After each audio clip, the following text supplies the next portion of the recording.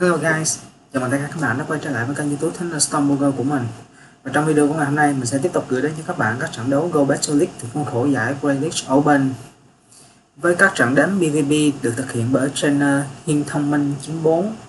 Chắc là các bạn trainer Việt Nam cũng đã biết về trainer này rồi. Đây chính là trainer Diệp Hoàng Đào, cũng là một trong những trainer giỏi nhất Việt Nam ở thời điểm hiện tại, và đồng thời cũng là khách quan của League Pro trong những năm gần đây. Nói một tí về team thì MVP team của chúng ta hôm nay sẽ là Empoleon Delic. Ở backline sẽ có Cresselia và Sable Eyes. Đây là một dạng team AVP điển hình yếu với Fighting Delic. Khi Empoleon Delic thì một số hai counter chúng ta sẽ lo ngại, đó chính là Polygraph hoặc là Anahalab, những top fighter ở giải Grand League Open. Và khi đó chúng ta sẽ cần những Pokemon mang hệ siêu linh và hệ ma như là Cresselia hoặc là Sable ở backline để chống lại những Pokemon mang đặc tính fighting này. Về Empoleon Delic thì Pokemon này có thể cover điểm yếu của Sable và Cresselia ở backline, đó chính là một số Pokemon mang hệ tiên như là Alola Nightingale, hoặc thậm chí đó chính là Wigglytuff, một Pokemon đã được Niantic book thêm move Sweep ở mùa giải lần này. Nếu nói về core breaker đối với team này thì mình chỉ nghĩ rằng chỉ có một core breaker không quá rõ ràng, đó chỉ là Feraligatr Shadow Delic. Và với việc trong kèo 2 siêu thì Empoleon cũng không thua quá sâu Feraligatr, và nếu thậm chí chúng ta thua lead thì Sableye cũng sẽ xuất trận và hoàn toàn farm down Feraligatr để có được tích trữ năng lượng tương đối là khá. Cụ thể các trận đánh PvP của chúng ta trong ngày hôm nay sẽ có những điểm gì đặc biệt. Chúng ta sẽ được chứng kiến một trong những trainer giỏi nhất của Việt Nam thực hiện các trận đánh PvP này. Mình mời các bạn đi vào nội dung chính của ngày hôm nay nào. Ở trận đấu đầu tiên, chúng ta có Empoleon Delic đối đầu với một high counter, đó chính là Magnezone. Trainer của chúng ta ngay lập tức swap sang Sableye và đối phương đã có câu trả lời cho Sableye, đó chính là Dragonite. Mọi thứ đang diễn ra vô cùng là khó khăn cho trainer của chúng ta ngay trong game mở đầu. Dragonite hoàn toàn có thể áp đảo Sableye bởi fast move Dragon Breath đến từ Pokemon này là rất mạnh, và đối phương đã chấp nhận một siêu từ một đòn Dragon Claws để hạ gục Sableye. Empoleon quay trở lại và có vẻ như trainer Hiên Thông Minh của chúng ta sẽ cố gắng đa một siêu và hoàn toàn Steel Wing farm down Dragonite. Anh ấy đã siêu rất chính xác đòn Super Power, và lần này rất có thể là Magnezone sẽ quay trở lại. Đúng như vậy, khi Magnezone quay trở lại và trainer của chúng ta đã chơi cực kỳ tốt khi thực hiện thêm một đòn fast move, sau đó tung một đòn Hydro Cannon để lấy được siêu cuối cùng của đối phương. Đối phương đã chơi cũng vô cùng là tốt khi quyết định Mirror Shot siêu bay trainer của chúng ta, và ở backline Pokemon cuối cùng của đối phương đó chính là Trevenant. Đây có thể xem là một team hoàn toàn hard counter team của trainer Hiên Thông Minh.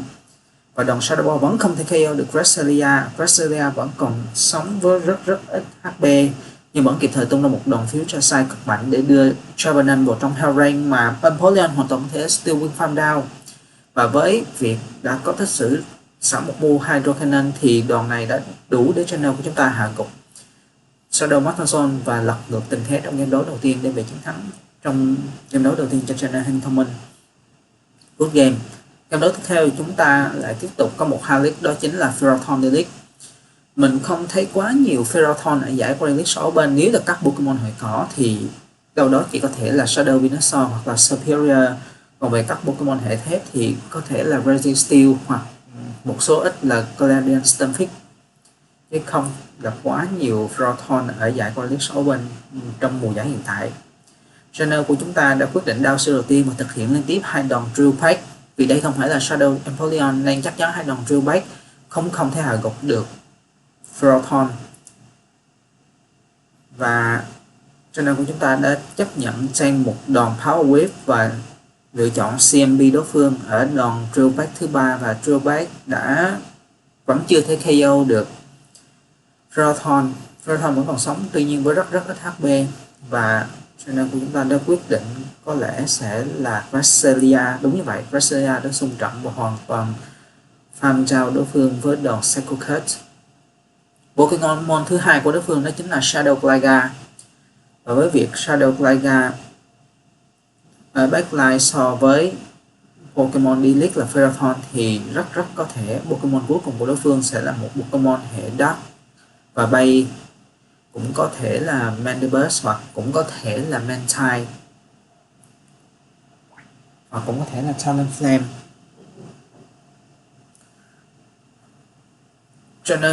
Trainer Hank Thomas đã quyết định hoàn toàn hy sinh Sableye và sau đó cho Crash xung trận quay trở lại, cố gắng Psycho Cut và hoàn toàn farm down. Tuy nhiên Pokemon cuối cùng của đối phương nằm ngoài dự đoán của chúng ta, đó chính là Lantern. Lantern đã bị Niantic debuff đi Move Spark từ 6 đến biệt giảm chỉ còn 5, và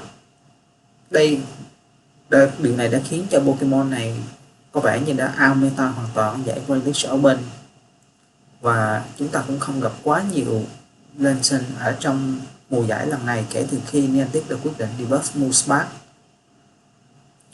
Hai đòn Grassnot đến từ phía Cresselia là đủ để gặp Lantern, và khi Gligar quay trở lại anh đã kịp thời Psycho Cut down Pokemon này. Very good game. Trainer của chúng ta đúng là một trainer có skill thuộc tầm top của Việt Nam ở thời điểm hiện tại. Anh ấy liên tiếp lật ngược thế trận trong 2 game đấu liên tiếp. Game đấu tiếp theo có một core breaker đã D-League, đó chính là Feraligatr Shadow, và trainer của chúng ta đã thực hiện một đòn truy bait đầu tiên để lấy được shield của Feraligatr. Feraligatr quyết định tung đòn Charmu. Đây là không phải là Shadow Empoleon, do đó chúng ta hoàn toàn có thể tranh được một đòn Crunch, và đối phương đã mắc lỗi khi quyết định CMB Empoleon ở đòn Charmu thứ hai, và điều này đã tạo điều kiện cho Hiên Thông Minh thực hiện một đòn truy bait đi trúng đích. Trong tình huống này, trainer của chúng ta gần như chắc chắn sẽ lựa chọn hy sinh Empoleon để bảo toàn lợi thế shield, và sau đó tung Sableye ra để hạ gục Feraligatr với 2 đòn Shadow Claw. Pokemon thứ hai của đối phương chính là Dragao, và với việc Sableye đang dẫn trước về lợi thế về năng lượng thì đây sẽ là một matchup tốt cho Sableye, và đặc biệt khi trainer của chúng ta quyết định chơi tắt tay với move Return. Return đã khiến cho HP của Dragao giảm còn rất sâu. Đối phương đã quyết định swap sang Pokemon cuối cùng, đó chính là Dewgong, và với việc Dewgong phải mất đến 5 Fast Move Button là Ice Sharp mới có thể đạt được đến một đòn Ice Wing, thì Sableye đã kịp outpace bởi đòn Foul Play đầu tiên, và sau đó trainer của chúng ta quyết định swap sang Cresselia. Đối phương đã ngay lập tức đầu hàng. Very good game. Mặc dù trainer của chúng ta đã gặp tương đối là nhiều khó khăn bởi các league của anh ấy đều gặp không phải là những league thuận lợi, nhưng trainer của chúng ta đã chơi vô cùng tốt và lật ngược được những matchup có thể gọi là không tưởng. Game đấu tiếp theo một lần nữa là một bad league, đó chính là Whiscash, và sau khi trainer của chúng ta swap sang Sableye, đối phương đã có câu trả lời trong tình huống này, đó chính là Guzlor. Guzlor là một Pokemon mang hệ rồng và bóng tối, do đó hoàn toàn có thể áp đảo Sableye trong matchup tay đôi này. Và một đòn Dragon Claws của Guzlor gần như đã KO được Sableye. Sableye quyết định tung đòn Foul Play, nhưng chừng đó là không đủ để ép buộc Guzlor phải shield. Guzlor tiếp tục farm, và đây chắc chắn là đòn Crunch hoặc là Brutal Swing. Đây là đòn Brutal Swing, và sau khi Empoleon đã down shield đầu tiên để chặn đòn chọc mũ này, có vẻ như trainer Hiên Thông Minh sẽ quyết định xây một đòn Brutal Swing và hoàn toàn farm down Guzlor để có 2 đòn Hydro Cannon. Khi Whiscash quay trở lại, đòn Hydro Cannon đến từ Empoleon đã khiến cho HP của Whiscash giảm chỉ còn khoảng hơn 50%, và tiếp tục một đòn Hydro Cannon thứ hai đã tiếp tục đi trúng đích và khiến cho HP của Whiscash giảm còn rất ít. Pokemon cuối cùng của đối phương là Apomasnow đã được xung trận sau khi trainer của chúng ta quyết định swap sang Cresselia. Đòn Grassnot đến từ phía Cresselia đã không shield bay thành công được Apomasnow, và Apomasnow đã quyết định phản công lại với đòn Energy Ball. Đây chắc chắn là Apomasnow đi bộ move Energy Ball và Ice Wing. Nếu như Apomasnow đi đòn Water Ball thì xin lỗi các bạn, đây chắc chắn là Apomasnow đi đòn Water Ball chứ không phải là Ice Wing. Nếu như là Apomasnow đi mua Ice Wing thì ngay đòn Fast chặt mua đầu tiên thì đối phương gần như chắc chắn sẽ tung đòn Ice Wing để giảm sức tấn công của Grass. Đòn Future Sight thứ hai đã dễ dàng hạ gục được Apple Arsenal. Và khi Busquets quay trở lại, một đòn score là đủ để hạ gục Brest, và có vẻ như Busquets đã kịp thời mất shot farm down Poland. Trận đấu của chúng ta đã thất bại trong một game đấu vô cùng đáng tiếc. Tuy nhiên anh ấy đã chơi vô cùng tốt khi mà một matchup vô cùng là bất lợi. Lại tiếp tục là một league mà Chanel của chúng ta gặp bất lợi khi anh ấy đã đối đầu với Lokis D-League. Pokemon bọ và bóng tối này vừa được nghe tiếp update thêm move counter ở mùa giải lần này, và do đó đây sẽ là một Pokemon thuộc dạng meta mới, là một phase fighter mới ở giải Great League Open, tương tự như Vigoroth hoặc là Obstagoon.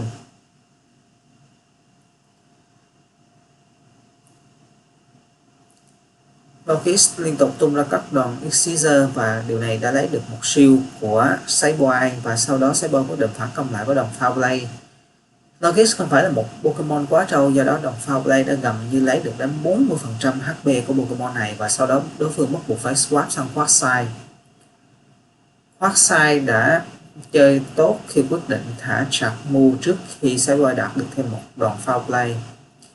Và trong hai rank này của Quagsire cũng thật khó cho Cresselia có thể xung trận một hoàn toàn farm down Pokemon này, do đó Channel Thiên Thông Minh đã quyết định quay trở lại với Empoleon, thực hiện một vài đòn Steel Wing và hoàn toàn hy sinh Empoleon để dọn đường cho Cresselia xung trận và hoàn toàn farm down Quagsire với đòn Psycho Cut. Chấp nhận sang một đòn Stone Edge đầu tiên, và Pokemon cuối cùng của đối phương đó chính là Shadow Zapdos. Shadow Zapdos là một Pokemon tương đối là frail, rất giấy ở giải Great League Open, do đó gần như các short move của Cresselia sẽ khiến cho Pokemon này phải down shield, và channel của chúng ta đã shield bait đối phương thành công ở đòn Grass Knot đầu tiên. Anh ấy đã shield chính xác đòn Drill Back, và sau đó chính là đòn Future Sight đến từ Crash đã one shot được Zapdos. Đó là well play đến từ channel của chúng ta. Tuy nhiên Lokis vẫn còn đó và vẫn kịp thời tung ra thêm một move Excisor để hạ gục được Cresselia. Lại là một game đấu tương đối là đáng tiếc cho channel của chúng ta khi nãy đã thất bại trong những giây phút cuối cùng. Tiếp tục là một Halic.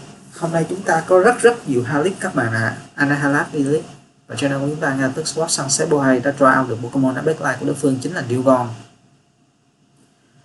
Trong một matchup mà Dewgong đối đầu với Sableye thì một chút lợi thế sẽ thuộc về Dewgong, bởi vì đây là một Pokemon có chỉ số phòng thủ và HP rất cao ở giải Great League, đồng thời các move Ice Wind sẽ liên tục làm giảm sức tấn công của Sableye.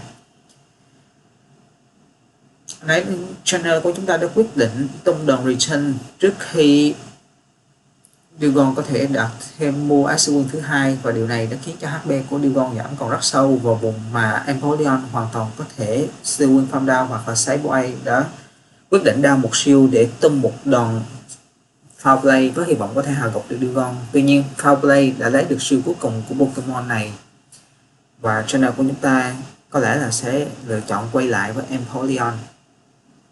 Một đòn Drill Gun không thể KO được Empoleon ở trạng thái full HP, và sau khi đòn Drill Gun đi trúng đích, đối phương đã quyết định quay trở lại với Anahalat, nhưng Empoleon vẫn kịp thời sạc được một đòn Drill Back. Anahalat còn lại rất ít HP và vẫn kịp thời tung một đòn Night Slash lên trên Cresselia. Tuy nhiên đây không gây ra được quá nhiều tổn hại cho Pokemon này, bởi vì Crash ở Great League hay Ultra League đều là một Pokemon cực kỳ trâu và là một tanker chính hiệu.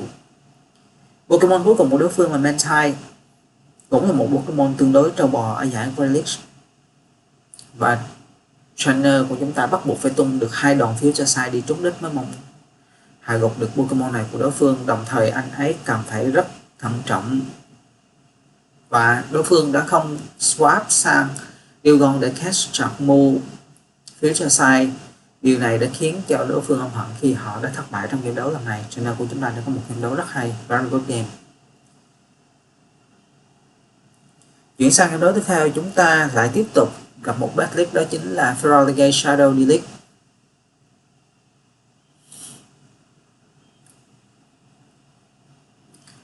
Feraligatr đã tung đòn Hydro Cannon đầu tiên và đã lấy được shield của Empoleon. Channel Hình Thông Minh đã quyết định phản công lại với đòn Drill Back, và Drill Back đã lấy được shield đầu tiên của đối thủ.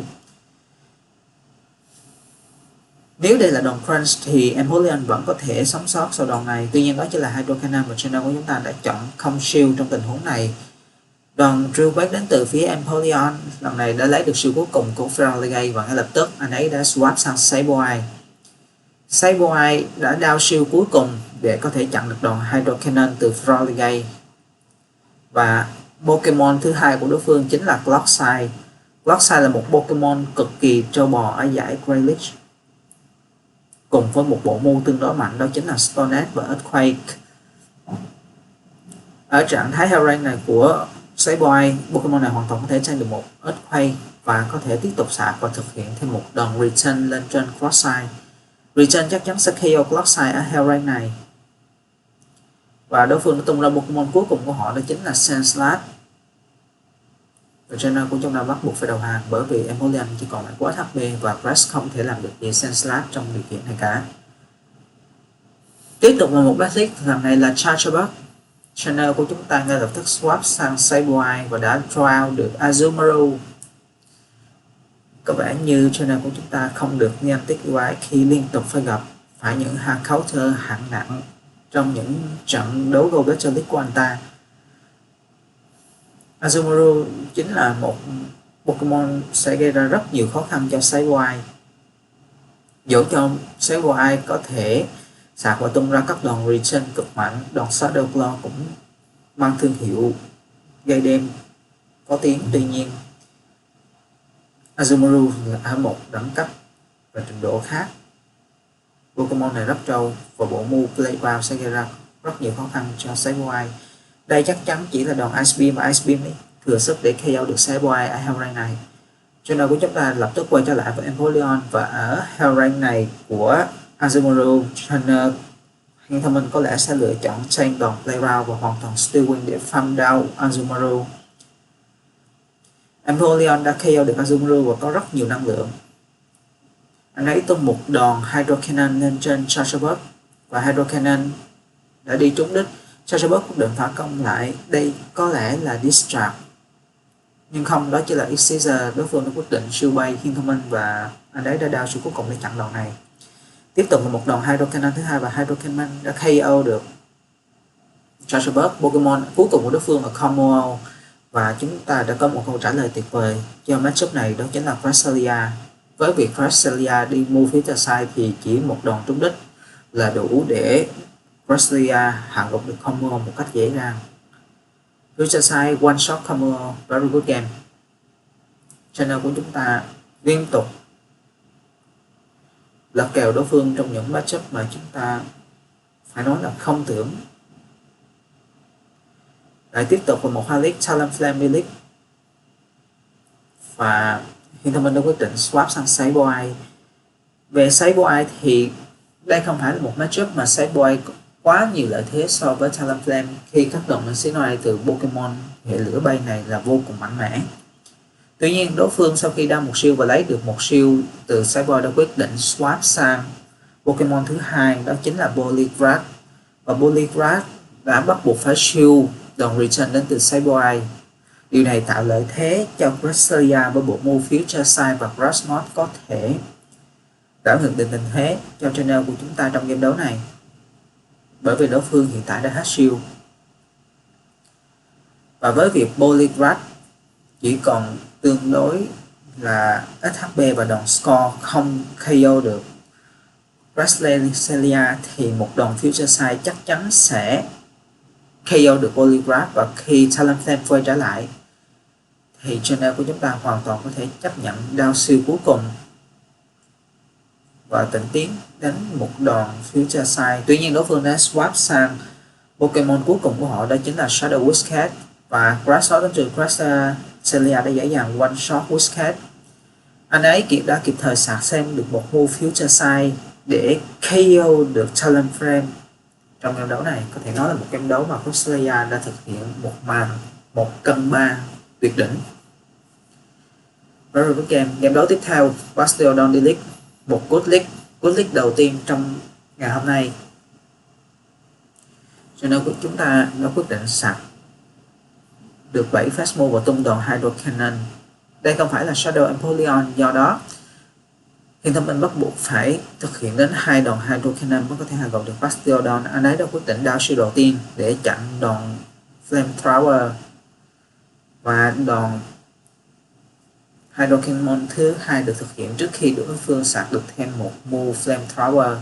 Pokemon thứ hai của đối phương là Victreebel, và các bạn biết là gì không? Nếu như Bastiodon delete Pokemon thứ hai là Shadow Victreebel thì rất có thể, có khả năng vô cùng cao Pokemon cuối cùng của đối phương sẽ là Wigglytuff, một team tương đối là toxic. Hay nói nôm na là team này là team dành cho các chị em phụ nữ, nhưng không hiểu sao mấy anh thanh niên vẫn rất thích sử dụng team này. Đây chính là một dạng team mà cháp swing các bạn ạ, không cần phải đề cao quá nhiều kỹ năng. Đòn Grass Knot đầu tiên của Cresselia đã đi trúng đích lên Wigglytuff, và Grass trong Hellrain này hoàn toàn có thể tranh được bất kỳ một move nào của Wigglytuff và thực hiện thêm một đòn Future Sight để gần như là KO Wiggly. Mình giờ xem đúng như vậy, và chỉ thêm vài đòn Psycho Curse là đủ để KO Wigglytuff. Victreebel quay trở lại, và công việc của sái bay là quá đơn giản. Khi thực hiện một đòn Foul Play là quá đủ để KO Victreebel trong Hellrain này. Round of game. Một game đấu tiếp theo, chúng ta lại có một cú clip, đó chính là Nidoqueen Delete. Nidoqueen hoàn toàn có thể gây ra nhiều trở ngại cho Empoleon với các đòn Up Power. Tuy nhiên, Empoleon hoàn toàn có thể outpace đối phương với các đòn Hydro Cannon trước khi Nidoqueen kịp sạc đầy đủ một Up Power. Do đó, đối phương đã quyết định swap sang Greninja. Greninja có một matchup sẽ tương đối là tốt với Empoleon, bởi vì các đòn Night Slash được sạc cực kỳ nhanh bởi Fast Move Water Shuriken, và kèm theo đó là Night Slash rất có khả năng sẽ boost được sức tấn công của Greninja trong tình cảnh này. Đối phương đã chấp nhận đao cả hai siêu để chặn được hai đòn throwback đến từ Empoleon, và trainer của chúng ta đã chấp nhận để cho Empoleon hy sinh bởi đòn Night Slash thứ ba đến từ Greninja. Anh ấy quyết định tung ra Sideway để đối đầu với Greninja trong tình huống này. Nếu đây là Night Slash thì Sideway cũng không còn phải quá quan trọng, và đòn Foul Play của Sideway là đủ sức để KO Greninja trong Hellrain này. Pokemon cuối cùng của đối phương là Pepero, và Cresselia đã ngay lập tức xung trận try out được Nidoqueen ở backline. Nidoqueen tung ra Poison Fan, tuy nhiên một đòn Future Sight của Cresselia gần như có thể là KO được Nidoqueen trong trạng thái full HP. Future Sight đã dễ dàng KO được Nidoqueen, và các đòn Grass Knot sẽ gây ra rất nhiều damage lên trên Vipero của đối phương. Vipero tung ra một đòn sớt, tuy nhiên điều này cũng không quá quan trọng, bởi vì các Fast Move Water Gun sẽ làm cho Pokemon này sạc các sạc move rất lâu, và Cresselia rất dễ dàng outpace đối phương ở đòn Grass Knot thứ hai, và Grass Knot đã KO được Vipero, đem về chiến thắng cho trainer Hiên Thông Minh 94 của chúng ta. Chúng ta có rất nhiều trận đánh trong video ngày hôm nay. Tiếp tục là một Harlick Lantern Delete. Bởi vì các Fast Move Spark đã bị Niantic làm giảm damage, do đó Sideway ngược lại sẽ có lợi thế hơn trong cặp đấu tay đôi này. Sau khi đòn sáp đi trúng đích, đối phương đã quyết định tung ra Gliga. Gliga hoàn toàn có thể tranh được bất kỳ một move nào của Sideway, tuy nhiên nếu như move Return đi trúng đích thì Gliga sẽ còn lại tương đối rất ít HP và nằm trong Hellrain, mà Empoleon hoàn toàn sẽ xung trận vào Steel Wing farm down Pokemon này. Cần phải đặc biệt thận trọng, bởi vì Gliga rất có khả năng đi đòn Rig, và Rig vẫn không thể KO được Empoleon.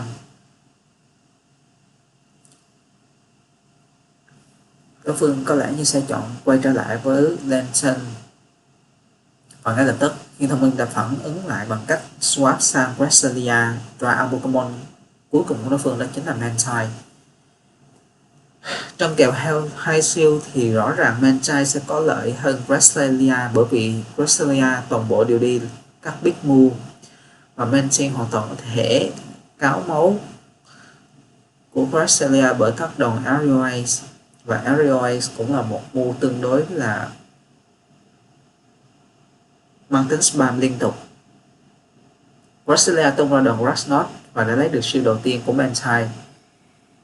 Mantai cần ít nhất một đòn Airways đi trúng đích nữa mới có thể hy vọng hạ gục được Grass. Và trong rank này thì Grass có vẻ như sẽ cố gắng để có thể sạc được 2 đòn Krasnod, một để đánh trúng đối phương và một để lấy được siêu cuối cùng của Lenson, và sau đó không như vậy là nhưng thông minh đã không thực hiện được một đòn Krasnod đi trúng đích, và điều này đã khiến cho anh ấy thất bại trong trận đấu lần này, rất đáng tiếc. Các trận đánh PvP trong ngày hôm nay được thực hiện bởi channel Diệp Hoàng Đao Hiên Thông Minh 94 featuring trên kênh của mình đến đây là kết thúc. Mình hy vọng rằng với bộ skill của channel Hiên Thông Minh, các bạn sẽ được dịp chứng kiến các trận đấu vô cùng là hấp dẫn và gây cấn, đồng thời sẽ có thêm một team tốt làm lựa chọn hoàn hảo để thi đấu ở giải Playlist Open trong những ngày cuối cùng mà giải đấu này vẫn còn tiếp diễn. Một team với Empoleon và Cresselia Sidewise có vẻ như sẽ là một lựa chọn tốt cho các trainer của chúng ta trong những ngày cuối cùng của Playlist. Nếu như các bạn thấy video của mình hôm nay là hay, hấp dẫn, giúp cho các bạn đến PvP tốt hơn, vẫn như mọi khi mình hy vọng rằng các bạn sẽ để lại cho mình một like, một comment, một subscribe, đặc biệt là share các video của kênh rộng rãi hơn. Điều này sẽ tạo nên động lực để mình tiếp tục làm ra những video có chất lượng cao hơn gửi đến cho các bạn trong thời gian tiếp theo. Chào tạm biệt tất cả các bạn.